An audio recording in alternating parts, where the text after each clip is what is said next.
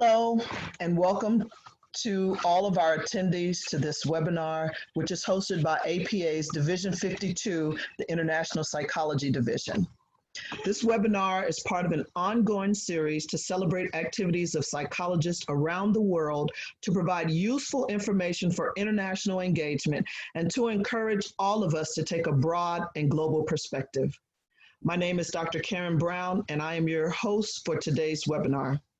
Before we begin, our online audience will have the ability to ask questions by typing them in the chat box at the lower right hand of your screen. Please use the chat box instead of the Q&A box so that we can readily compile your questions. Feel free to type your questions in during the presentation, and I will be making a note of them, organizing them, and during the last 10 to 12 minutes or so, I will present them to our panelists for discussion. At this time, I'd like to introduce our guest speakers for today, Tonya Hill, Chara Gladden, and Patti Adams. Tonya is an international speaker, published author, life coach, ordained minister, and CEO of Abundant Life Institute. She is building an army of volunteer soldiers who lovingly and skillfully serve individuals impacted by childhood sexual abuse through prevention, intervention, and aftercare services. Chara Gladden is a recent MPA NUF graduate with a concentration in developmental psychology. She has over 13 years of professional experience working with children in New York, Indiana, and in the country of Belize. She is now the director of the Council of Nations for the Abundant Life Institute. Patti Adams holds a Bachelor's of Science degree in accounting and a Master's of Science degree in psychology. She is the CEO and founder of Scars of the Past, Inc., a nonprofit ministry that offers support for sexual assault victims, both female and male.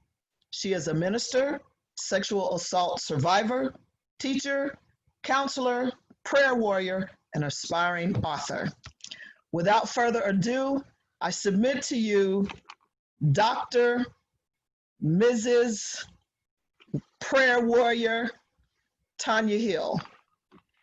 Good afternoon, everyone. I'm so excited to be here with you today. Not so excited about our topic, but excited about what we can do about it. We know that increasing awareness is one of the strongest tools that we have available to us. So let's get right into this. Sexual assault awareness and response for the prevention of sex abuse and sexual assault. As stated before, I'm the CEO of Abundant Life Institute.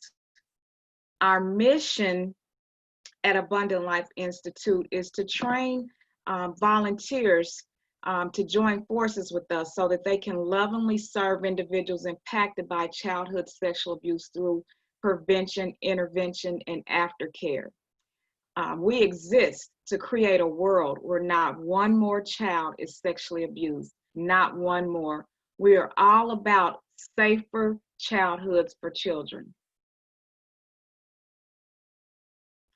A few of the goals for Abundant Life Institute is to clarify identity, help clarify identity, because when someone is sexually abused, it often twists or perverts their identity. We also have another goal to promote healing. We want to help people heal from the impact of childhood sexual abuse, as well as support survivors as they work to overcome these traumatic experiences. We have a global impact, and we would like citizens from all over the world to help us to identify and implement the best practices for prevention. A few of the services that we have and programs that we have for Abundant Life Institute include our Council of Nations, which Chara will tell you a little bit about that later on in the webinar. We work with Prevent Child Abuse Indiana in conducting What Would I Do classes. These are healthy relationship classes that are taught to middle schoolers and high schoolers. We conduct Grooming of Queens retreats locally, nationally, and internationally. These retreats are set aside time to help young ladies learn about sexual abuse, how to prevent it, and how to be resilient, and how to help others. We conduct Man Up conferences, which is for our young men, and it is to help them be positive bystanders and people who help prevent sexual abuse. We have our LIT program, Lifting, Inspiring, and Transforming, and this is where it is somewhat of a peer-to-peer program where we train youth to then put on presentations for their peers, delivering the message of prevention. We have Abundant Life Institute broadcast. We call it Abundant Life Live, and that is where we air broadcasts that the topics are very familiar to the industry of prevention. And we do consulting and training for organizations. Under the intervention umbrella, what we do there is we connect childhood sexual abuse survivors to traditional and non-traditional treatment and we're working to provide residential sanctuary for survivors. We host the annual Shine Forth Expo, where we bring together service providers and the general public so that people who are in need of the services can meet individuals providing those services. We have demonstrations of non-traditional treatment, and we just have a good time, and we bring resources together and connect people in the community in an unusually engaging manner. Then Tamar Sanctuary, a home for individuals who've been impacted by childhood sexual abuse. They may have been displaced. It's a place for them to come and recover, a place for them to come and be built up and loved on so that they could go on and to obtain the abundant life that they were created to have. Our aftercare services include individual life coaching and group coaching sessions. And these sessions are created to help people who have been able to process the pain of this and are now ready to move forward to achieve the goals that they have in life, and to also circle around and be a help to someone else. The prevention strategies that I would like to share with you today, we'll spend a little more time on these things here. So prevention, we know a bit about the impact because we see it on the news. We even know that, like right now, the Boy Scouts of America, they've filed bankruptcy, not allowing young men who have been victimized under their umbrella to seek financial litigation. And so we see the numbers. We know that 1 in 6 young men, 1 in 4 young ladies, an average of 1 in 10, period. 1 in 10 individuals has been impacted by childhood sexual abuse. So for those who say, oh, we don't have the problem, that is not true. Someone you know may not have told you of the problem, but it is statistically impossible to be in company of more than 10 people who have not had the experience themselves or know someone who has had the experience of childhood sexual abuse. So this is a huge problem. But the hope lies in the fact that it is preventable. The hope lies in the fact that you, audience, can be a part of recovery for someone. You can be a part of preventing this for other people. You can help somebody along the way. This has been declared a public health problem. And so anytime we have a public health problem, there is a process that we follow to try to rid ourselves of this problem. So this childhood sexual abuse cancer, the cure for this, first we want to focus on promoting social norms that protect against sexual violence. This includes educating and training bystander approaches. And these bystanders are people who are in the community, just like you and I, who are aware, who are educated of the process of childhood sexual abuse. We understand what the grooming process looks like. We understand the behaviors that children may display if they have been violated. And we do what we need to do to try to stop that. And so promoting social norms such as not having inappropriate conversations that lead to sexual abuse, mobilizing men and young men, grown adult men and young men as allies in the cause for preventing childhood sexual abuse. So we use public health and education to help promote social norms that protect us against sexual violence, whether that be on a college campus or high school or in the general public. We focus most of the energy of this with our young people, but there are many roles that seniors can play as well. Next, we want to talk about the next strategy of preventing sexual abuse is to teach skills that prevent childhood sexual abuse.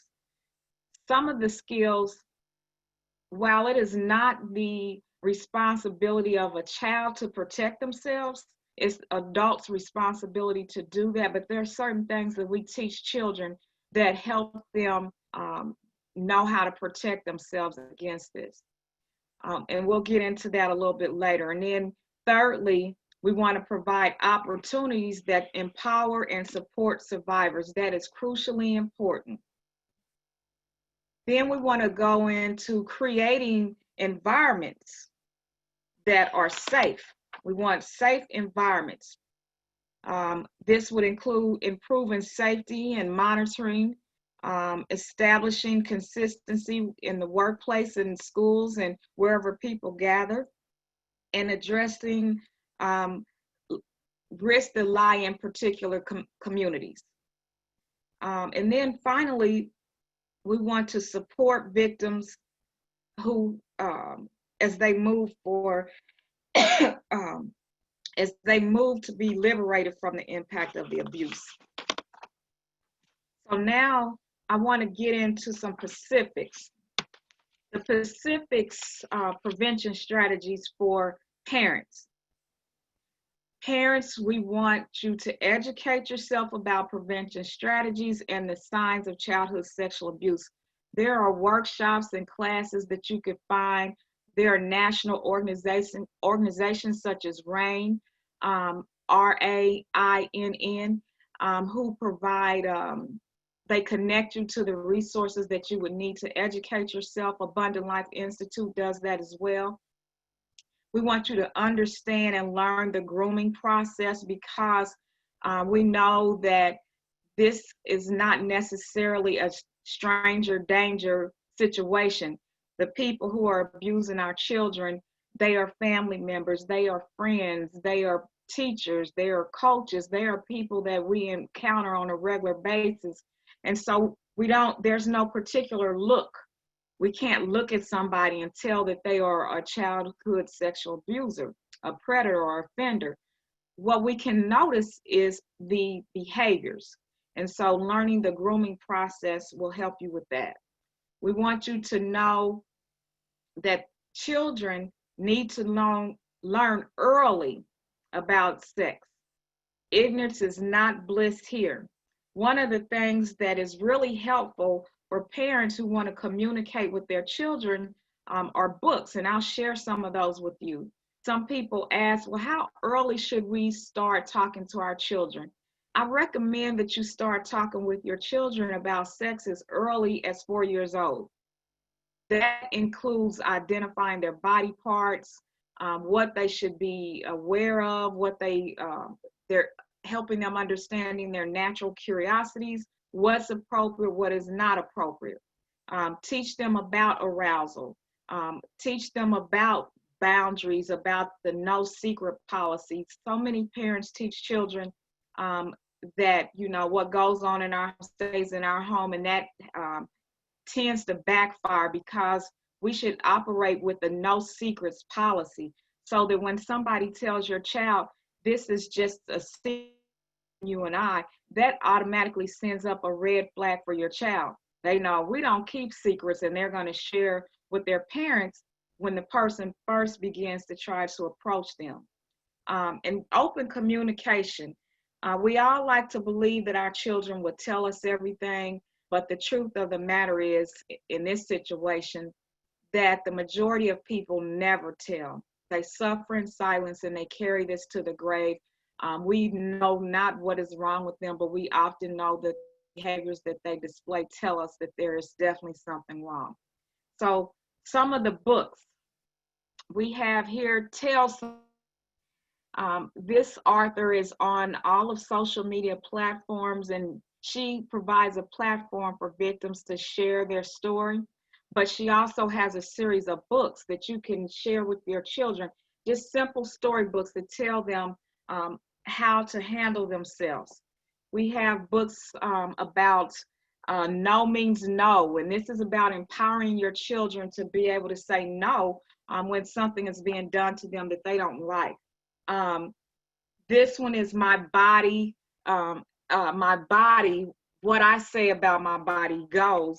And so it's very empowering. This one teaches boundaries. It shows us it shows us where someone should not touch. It allows the children to engage in conversation and actions. These are books that are available online. A simple Google search will help you discover many of them. So those are things that we find to be very instrumental when you want to communicate with your children. But the number one thing to prevent childhood sexual abuse for your children is denying access, because that's what predators want, is access, alone access, one-on-one time access with your children. We can't uncover all of this in one webinar, but we'll certainly get into it deeper as time goes along. And then we move forward to strategies for the church. The church should have, and this would be any organization who brings together large numbers of children in general. So there should be a child protection policy. There should be training for all, and that is not training that's just for parents. That include the leadership, the board members, the children, and the youth, and any volunteers and staff who come in and out. Everybody should have the same message. There should be a screening and verification process. We want you to do background checks and check the offenders registry, but that's not enough. But the starting place. We want you to be aware of and eliminate blind spots in your building. There should not be a place where children and adults or children are together with older children, any place in your facilities one-on-one where someone else can't easily see them. We want you to understand that reporting is mandatory. If someone tells you that they've been abused, it is obligation by law to report that. And so we want you to know how to go about reporting that. We want you to be equipped to care for victims. We need to have a plan for predators. There are many out there, and there are ways that we can help predators. We need supportive leadership and support from the communities to be able to help us move forward and be able to prevent this from happening in the churches. So what Dr. Karen had asked, what is it that I would say for everyone to know? I want everybody to know that 70% of all reported sexual assaults occur to children under age 17. I want everybody to know that you are responsible for preventing. You're responsible for connecting survivors to needed services and for supporting them. We want to help all survivors reach the abundant life that they were created to have. Most survivors never tell anyone about their abuse, and we want them to be able to do that, because that is where healing begins. We want them to be able to be heard and understood. And we don't want their pain to be minimized or swept under the rug. We want them to know immediately, but that they have, they're able to complete the journey of healing, and there's hope for them. We want the process, we want to help them process pain. A lot of times this sort of pain people want to move right past, but we want people to know that we're here to help you process this pain so that you can move to a brighter future. And I thank you all, and I look forward to your questions following our presentations. Thank you.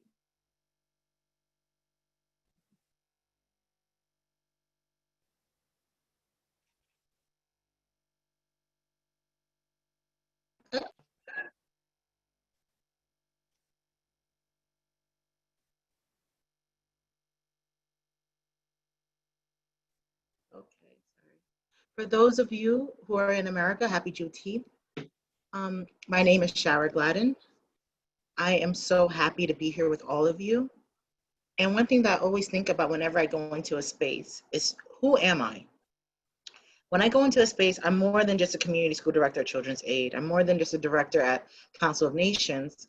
I encompass a lot of different components of who I am. So right now I share 3 things about myself. So I'm a mother, I'm a traveler, and I'm a cook. And I'm going to invite you to share 3 things about yourself in the chat box. And just so I can know, who am I in the room, and have the presence of being presented with such greatness during this time. So if you can, just put that in the chat box. I'd greatly appreciate just to know, who am I have the pleasure of conversing with today. Okay. So now I'm going to go to purpose. When you hear the word purpose, and you see it in many different languages for a reason, to accommodate all the different people that we have here today, our international friends as well. Purpose. We all have an intrinsic calling. We all have a purpose. Dare I say, we all have a purpose of aiding in the betterment of our human race. This purpose has caused you to decide to register and be a part of this moment. So thank you for being present here and serving this purpose. Now let's take a look at the world in which we live. So before you see statistics about the top 10 countries that have sexual assaults, reported from 2019. Sorry about that. Please note that there is no universal method to document reports. The way that each country reports this information varies. With the lack of uniformity, we still manage to get gut-punching numbers. These numbers reflect that this is not a country, continental, but a global pandemic. No, America is not on this list. As you see, the numbers of incidences per 100,000 citizens for America is actually 27.3, which makes them shy from being a part of the top 10.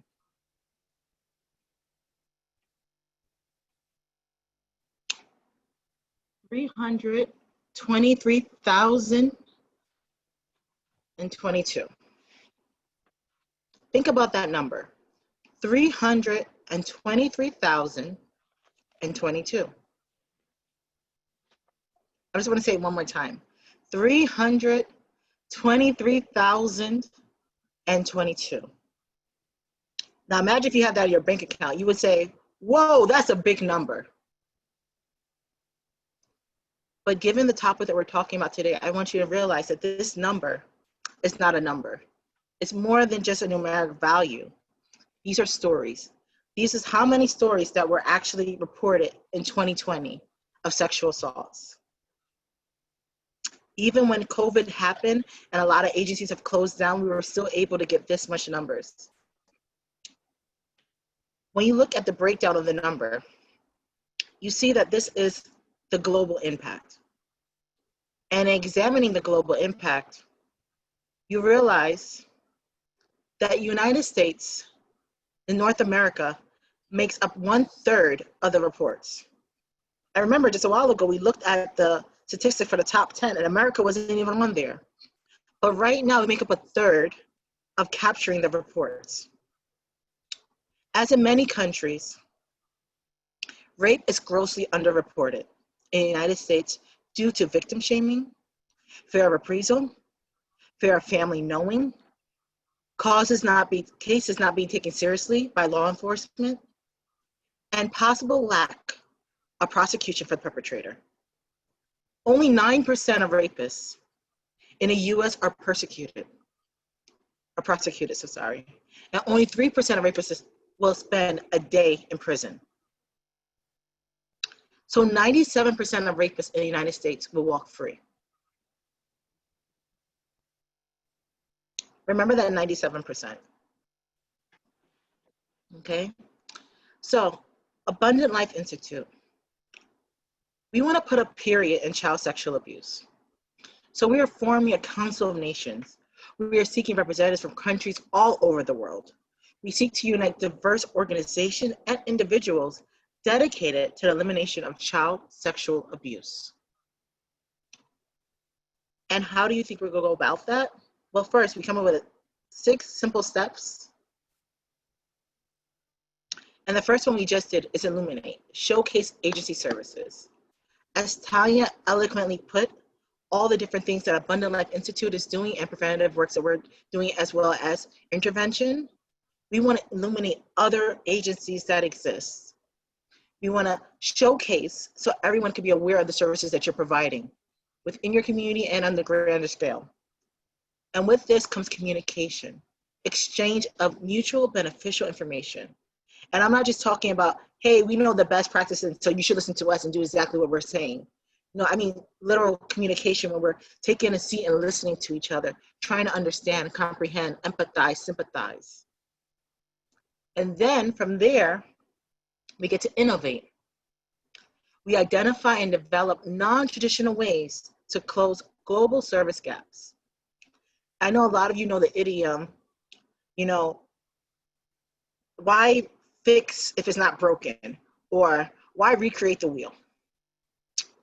When we look at the way that we go about dealing with sexual abuse, in a lot of ways, it hasn't changed. It's very much like a bicycle. So the wheel is working. It's moving. We're moving along and trying to catch the different things that are happening. But this pandemic is on an airplane. It's soaring above us. And we can never catch up as long as we keep on using the bicycle. So with the innovation, we're coming up with new tactics, new strategies, thinking outside the box of how we can actually do work that is actually going to make an impact. And that's when we get to transcend. And we create collective partner trainings. So it's not just enough to just talk about it. It's not just enough to come up with solutions.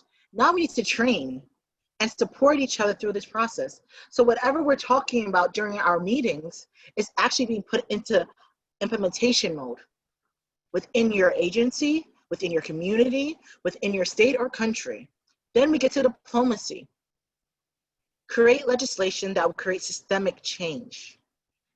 Again, we need to change the numbers. As you've seen, America, 97% of rapists are walking free. That is a complete cry for legislation that changes this number. So we have a 97% conviction rate when we look at a sexual assault. And when we get to that point, when we can say 97% of rapists are convicted, we'll get to the point where we can say elimination. Reduce the number of the global pandemic statistic so it reflects not one more. So right now, I want you to take a look at some of the global partners that we already have aligned ourselves with. And again, this is a call for you to, if you're in another country and you want to see your country represented, you can be a representative. So Ally will be working hard. We're creating partnerships within the United States, which is not reflected right now in this slide, but we have partners in Baja, Mexico, Tanzania, Africa, Jamaica, Kenya. Tonya just did virtual workshops with them, United Kingdom. And I implore all of you to be part of the change.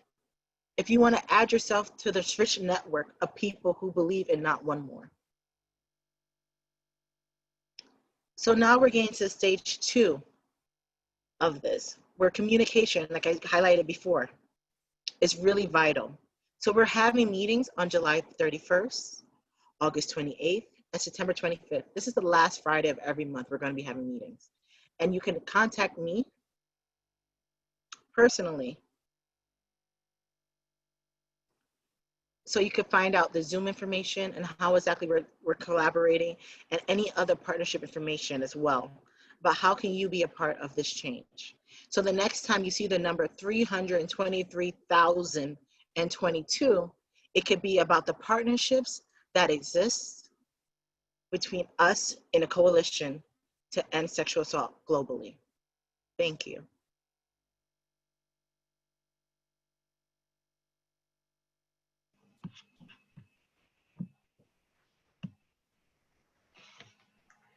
Hi, I am Patti Adams, and I'm part of Scars of the Past, Inc. Our nonprofit ministry has been ineffective since about 3 years now. The way that we bring awareness to sexual assault is by educating ourselves about the effects of sexual assault, volunteering, using social media, finding ways to help our victims, engaging with our community, and by becoming an advocate. We bring about awareness and prevention for sexual assault by participating in events hosted by the APA and other seminars hosted over the internet and in person. Thank you, Dr. Brown, for having me this afternoon. Some of the things that I'll be going over today is the vision and mission of Scars of the Past, the goals of Scars of the Past, and what the audience needs to know about our ministry. We'll start with the vision. Support groups for females and males, a safe place for victims to share their stories about abuse, a place where we truly understand the importance of leaning not to our own understanding, but in all our ways acknowledging God and allowing Him to direct our path. That's Proverbs 3 and 6 from the Holy Bible. It is a place where even though at times we are able to see the hope, hope can be placed in the things that we cannot see, Hebrews 11 and 1. And we want to be able to take care of the internal scars so the victims can start healing from the inside out. We're a Christian-based network support group for sexually abused women and men. We provide a holistic approach in allowing individuals to live a life of freedom through the word of Jesus Christ. Vision, we support both females and males. We provide a safe place for them to come and share their story. So some of our goals is that we meet with people by phone calls, virtual meetings, video chats, any methods that's available in order to reach out to the survivors. Our desire result is to offer every possible resource to victims in order for them to live productive spiritual lives in society. Our goal is to empower the victims to take care of their lives and use their voice to tell their stories. In this way, they are not only helping themselves, but they are helping others that may be afraid to speak up and share. Part of our ministry is don't hide behind the mask. You may have noticed that mask on our logo. That mask is representative of not hiding behind a mask of deception or shame. It's not your fault. You didn't do anything to deserve this. Nothing would have happened if you had dressed any differently. Nothing would have happened if you hadn't gone out drinking. And this is the type of things that will get put in your head if you have to go through the court system is, well, it must have happened to you because you were dressed a certain way or you were drinking. That is not true. So whatever you do, don't listen to the lies and don't hide behind that mask. We have 3 elements that we work on when we're dealing with our victims, and it's on building trust, building resistance, and building characters. And as you see on the screen now, it says trust equals consistency in time. Knowing that this whole situation of being healing is not going to happen overnight, it happens in time. And so you really have to take out that time to be focused on that. In building trust, we communicate with the victims. That means that we do not ever push for anyone to share their story. Some of the people that come to our meetings, it may take 3 hours or it may take 3 weeks. We want them to know that that place is so safe that they can share whenever they get ready to. We hear and we listen to what the victim has to say. We believe what the victim says and accept their feelings. There's nothing more disheartening than for a victim to finally get the courage to walk into a support group and then realize very quickly that the person that they're talking to does not even believe their story. We are understanding and supportive. We maintain consistency, and we want to give the victim back their control. We know in a lot of cases that sexual assault has nothing to do with sex. It has everything to do with them gaining control over you. And so we want to be able to give the control back to that victim. We also want to build your resistance. And so here it says, never give up. You fall down 7 times, you get up 8. That's a Japanese proverb. We go by what the Holy Bible says, which it says, for a righteous man falls 7 times and rises again. That's in Proverbs 24, 16 and 8. So in building resistance, we want to stay connected to family, friends, and your community. This is what we want our victims to do. Whatever you do, as hard as it is, you want to just go and crawl in a hole and sometimes die.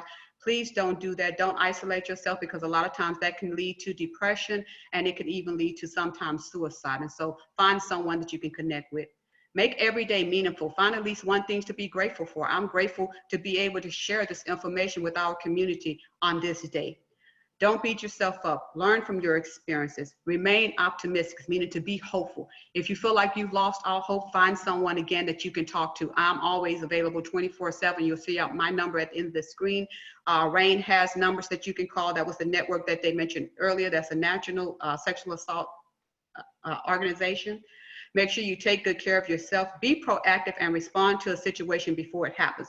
Now, you may be asking, how can I do that? Well, you can do that by, one, put your cell phone down. If you're coming out of the grocery store and you're trying to get in your car, go ahead.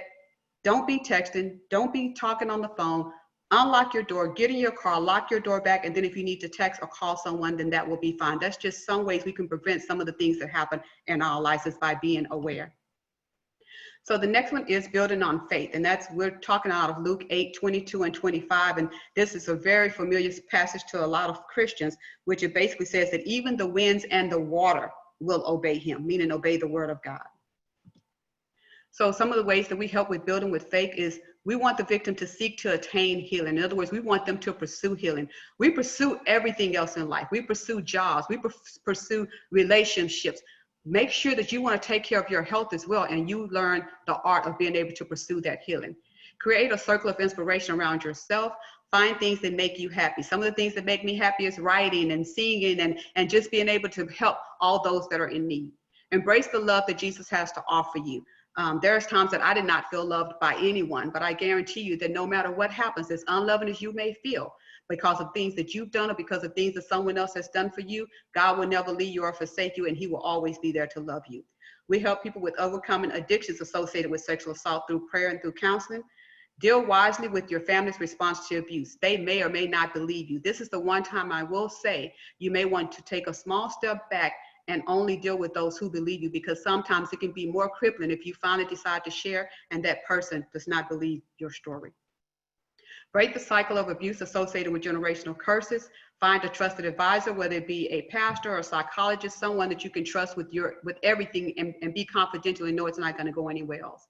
Build committed relationships and friendships. Set boundaries when dating. If you don't want to have sex, don't have sex. If you don't want someone coming to your house at a certain time of day or night, tell them no.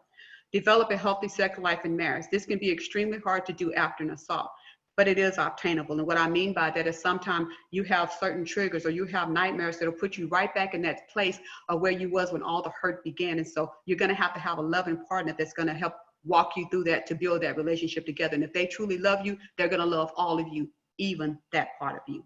Grow closer to God. If you draw near to God, God will draw near to you. I'm going to spend a little more time on this particular area. It's called building character. And Martin Luther King Jr. was speaking of character when he said, the ultimate measure of a man is not where he stands in the moment of comfort and convenience, but where he stands at the time of challenge and controversy. So we're going to go by the 6 pillars of character. As you see on the screen, it says trustworthiness, respect, responsibility, fairness, caring, and citizenship. And so when we're talking about trustworthy, we're thinking on the lines of being honest in our communication and actions. Be consistent. Do exactly what you say that you're going to do. Be brave and do the right thing. Be in good standing and be faithful. On respect, you want to treat others with admiration and follow the biblical rule. Do unto others as you would have them do unto you, found in Matthew 7:12. Be open-minded and accept other differences. Don't intimidate, knock out, or injure anyone. Deal peacefully with annoyances, offenses, and disputes. Under the responsibility pillar, be in control of yourself. Plan ahead, be conscientious, be self-controlled and self-disciplined. Set a good example for others, keep an optimistic attitude, and make wholesome choices. Fairness, we know what it is to be fair. You play by the rules. You take turns and you share. Be flexible and listen to others. Don't take advantage of your peers. Don't blame others inaccurately, and treat all people with integrity. Caring, you want to be sympathetic, compassionate, and show others that you care. Have empathy. Express thankfulness. Forgive others and show mercy. Help people in need and be generous and unselfish. Under the pillar of citizenship, do your part in making your home, school, work, and community a better place. Collaborate, cooperate, get involved in community affairs, stay knowledgeable, vote, be a suitable neighbor, respect authority. So you may be saying, why do you have to build trust or faith or build character? You have to build all of these because these attributes do not come naturally. It is something you will have to build over time. Some of the other things that our ministry works with is educating the victims. We are diligently working with our clients to help them move forward from the abuse. Here are just a few things that we offer. Curriculum, and typically there are Bible-based books and workbooks. We do that because we want the victims to be able to go home and not start thinking about the abuse, but dig deep into reading and studying so that they can try to be healed from the material that's given to them. We offer training. So a lot of times when the victims come, we may not have time where we talk about what happened to us, how we were assaulted, or even how we were survived. Instead, we spend time educating each other. And so, for example, with the statute of limitations, a lot of people do not realize, including victims, that there's a different statute of limitation for which state that you live in. So you may want to go ahead and look up what the statute of limitations hold for your individual state. So it may help you one day, or that it may help someone that needs your help at some point. A lot of times you're offered an opportunity to write a victim's impact statement if you have to go to court. And a lot of times, again, victims don't even know what this is. So we spend time helping them to learn what an impact statement is, and even go so far as to help them write it and tweak it for them. Victims' compensation, sometimes it's offered to victims, sometimes it's not. But we will help them go through the process of filing for that money and then hopefully being able to get it. The court system can be very intimidating, so we will spend time helping them to know how they're going to be drilled. And I say drill because a lot of times they're very hard on the victims, and they won't even let them go and speak up for themselves. They'll say, oh, they're going to beat you down. You have a right to tell your story and tell what happened to you, so don't let anyone take that away from you. So we help them to learn how to work with attorneys, prosecutors, judge, and so forth. We have training for our staff and for our volunteers that's done through the Office of Victim Services Training. We have advocacy, trauma-informed care, crisis intervention, self-care, culture, diversity, and inclusion, confidentiality, collaboration. All these are trainings, basic communication skills. So you may be asking, what type of things do our ministry help with, or what type of victims do we help with? We help with those who have been sexually assaulted by family members, by step-parents, gangs, date rape, sibling rape, multiple rape by different people at different times, childhood sexual abuse, addictions associated with abuse. So as you saw on the earlier screen, our motto is we stand against sexual violence and we stand for freedom. We have a bystander intervention mentality. We will not stand by and watch something happen. We will intervene. We will stand up for you. We will be your voice until you can find your own. We will help you to walk into freedom. Thank you so much for your time and hearing this presentation today.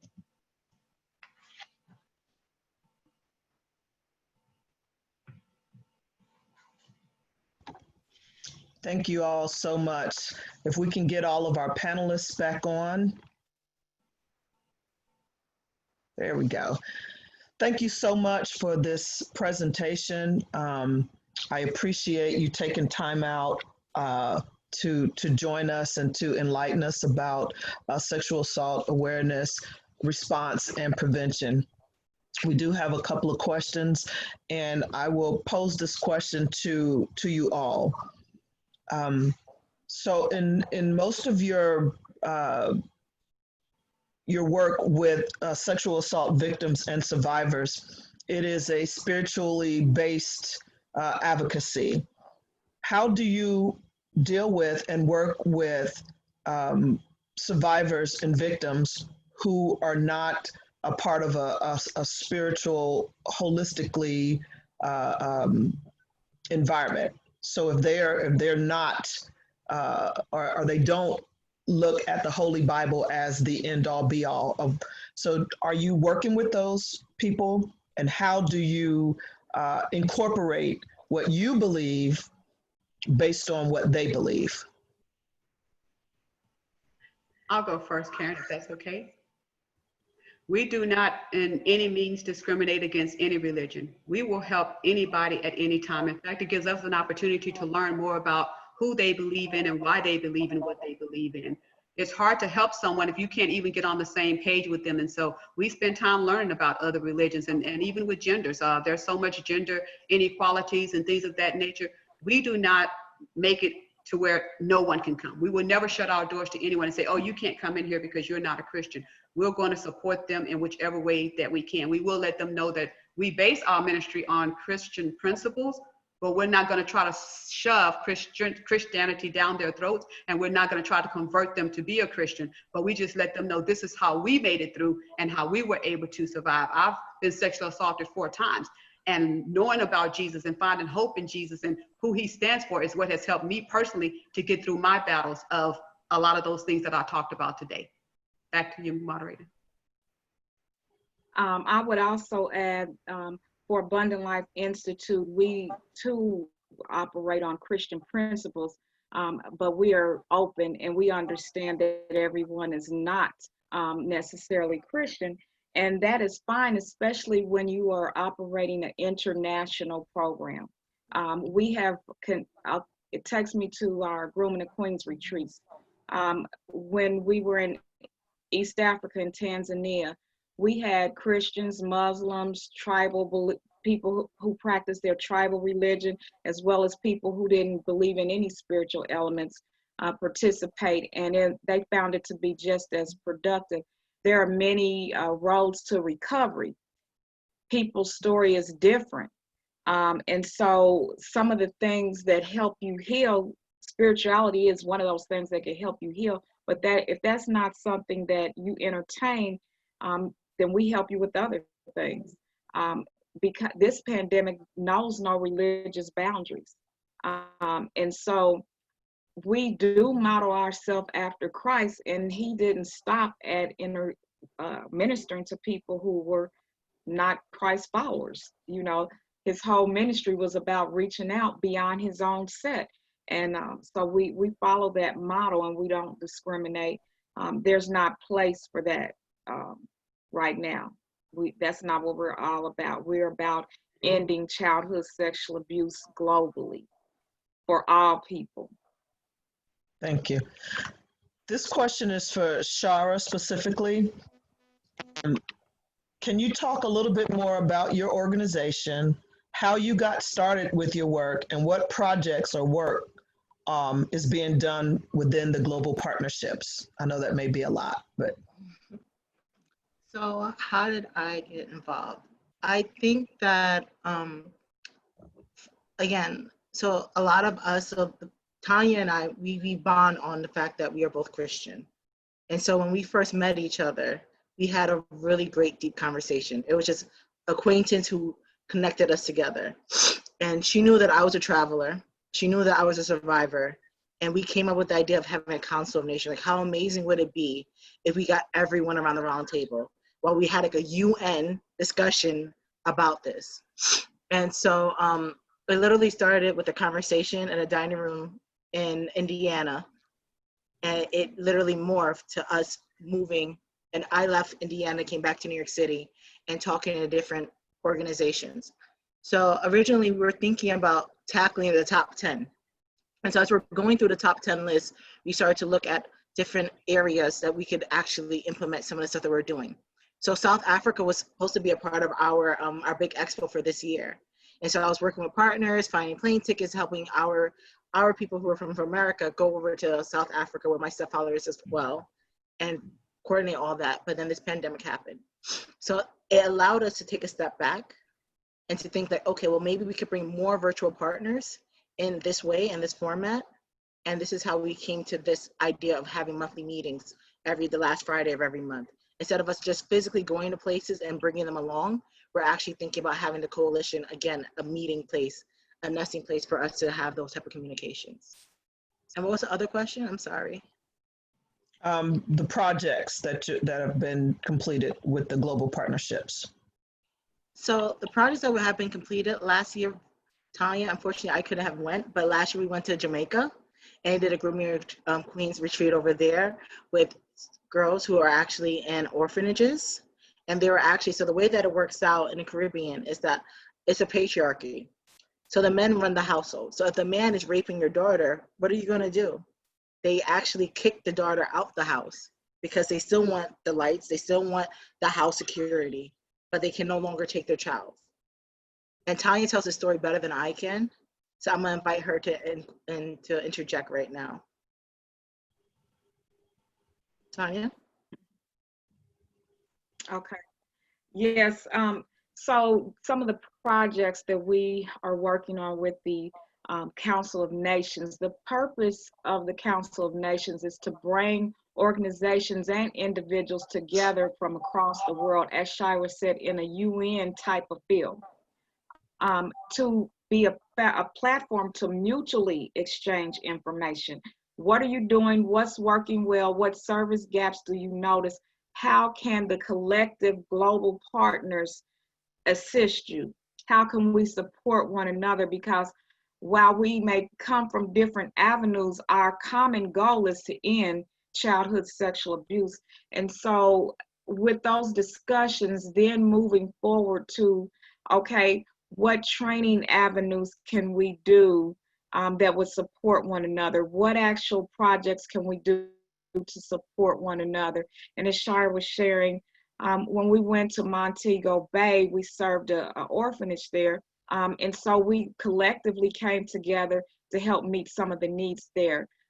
We have also done this in Baja, Mexico, Tanzania, East Africa. Here in the United States, our schedule for the retreats, and the partners in the Council of Nations may participate in this, but they may just participate in our monthly meetings and share their information and learn, and sometimes vent and try to get assistance and ideas from one another.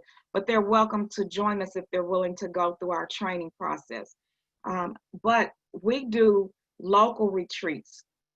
We do it nationally all over the United States, and we go out internationally. And we welcome those from those top 10 countries, as well as individuals in countries who may not be in the top 10. Because as I said earlier, this problem knows no geographical boundaries. It doesn't know any religious boundaries. It doesn't know any ethnicity boundaries. And so it is certainly something that everybody could raise their hand to, put their hand to this good work. And so the projects will be continuously developed from those who are involved in the council. And so that, I hope that answers the question, because the projects kind of evolve, but the ones that we do, we provide training for organizations, training for individuals, and retreats and conferences. That's the main things that we do that will come out of the Council of Nations. Thank you. We have another question from Desiree. She asks, can you share any prevention or intervention programs or good practices about child sexual abuse that we can adopt and use in kindergarten and preschools here in my country? We're trying to figure out what, Desiree, could you let us know what country you're talking about? Belize. Belize, okay. So I had the pleasure of living in Belize for 2.5 years. And I know personally that, so I want to give this picture to everyone else, and I'm going to answer her question. When I lived in Belize, there was only about 5 social workers who worked there. And so personally with me, I had a student who was 4 years old, and they were being sexually assaulted. And I went to the police officers and I told them what was going on. And it took about 2 weeks before we got a social worker to come and see what was happening. So the need for prevention, it's so critical in Belize.